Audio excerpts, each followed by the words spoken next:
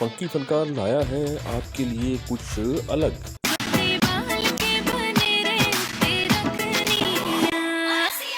यमुना जैदी को अभी तक आपने छोटी स्क्रीन पर देखा होगा, कभी ऐसे तो फिर कभी ऐसे, लेकिन अब आप देख सकेंगे यमुना जैदी को बिल्कुल एक बदले हुए रूप में, और वो भी बड़ी स्क्रीन पर। जी हाँ, यमुना जैदी की नई फिल्म नायाब 26 जनवरी 2024 को रिलीज होने जा रही है।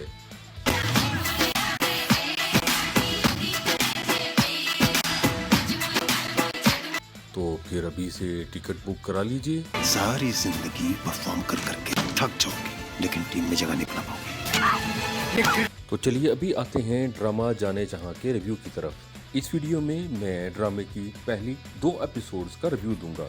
अभी तक जाने जहां ड्रामा में 2 फैमिलीज पर फोकस किया गया है। एक है मुराद शाह की फैमिली और दूसरी है रऊफ साहब की फैमिली। अब हमजा अली अब्बासी या शहराम मुराद शाह के बेटे हैं पहली बीवी से जो फोत हो गई है, और उसके 2 सौतेले भाई हैं छोटी माँ यानी किश्वर बेगम से। पहली एपिसोड में दिखाया गया है कि महमूद की शादी कहीं तय हो गई है और रऊफ साहब अपनी बेटी की शादी की तैयारियों में लगे हुए, जबकि दूसरी तरफ शहराम यानी हमजा अब्बासी मुराद शाह का होनहार बेटा बनकर उनका कारोबार संभालने में मसरूफ नजर आता है।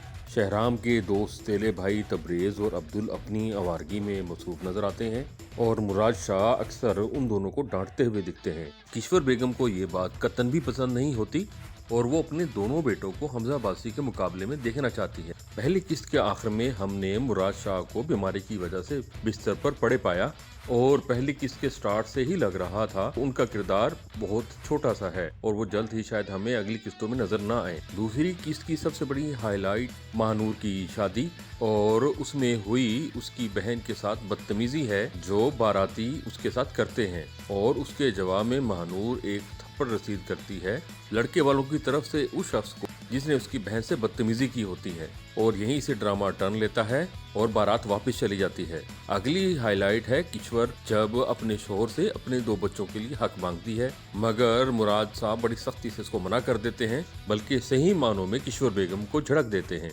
और यहीं से किश्वर बेगम एक नागन में बदल जाती हैं और अपने बच्चों के इंतकाम के लिए अपने शोहर को दुनिया से रुखसत करने पर आ जाती है। अगरचे ये चीज क्लियर नहीं दिखाई, लेकिन लग यही रहा है कि दूध में कुछ मिलाकर मुराद शाह को दिया गया है किश्वर बेगम की तरफ से। और इसके अलावा दूसरी किस्त की सबसे बड़ी हाईलाइट वो भी है जहां पर महानूर को दिन दिहाड़े लड़के वालों की तरफ से घर से कुछ गुंडे उठाकर ले जाते हैं जो उसके पहले होने वाले शोहर ने भेजे होते हैं। और ड्रामे की पहली किस्त देखकर टेंशन हो रही थी कि कहीं आयजा की शादी हमजा अली अब्बासी के बजाय कहीं और ही ना हो जाए, मगर साथ साथ ये भी लग रहा था कि शादी होगी नहीं और जल्द या बाद देर शहराम की एंट्री होगी, और वो एंट्री दूसरी किस्त में हो भी गई। अब महानूर को शहराम से मिलवाने के लिए और उसकी पहली शादी तुड़वाने के लिए कोई बहुत बड़ा सीन तो क्रिएट करना ही था, और वो हमने देखा एक थप्पड़ की सूरत में जो महानूर ने एक बाराती को जड़ दिया जो उसकी बहन से बदतमीजी करता था। यानी थप्पड़ के अलावा तो हमारे ड्रामे में आगे कुछ